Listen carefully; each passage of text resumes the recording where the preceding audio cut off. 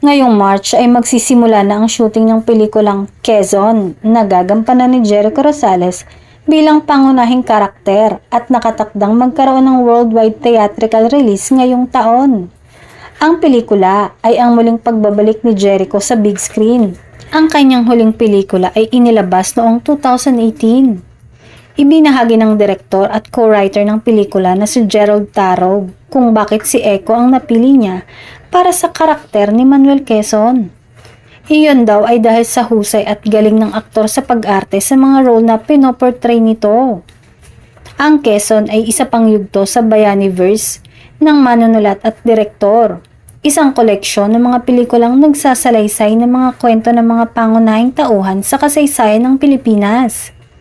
Samantala, kinilig na naman ang Ekonin fans nang mag-comment ng emoji ang kanyang girlfriend sa post niya at halatang proud na proud para sa kanyang boyfriend.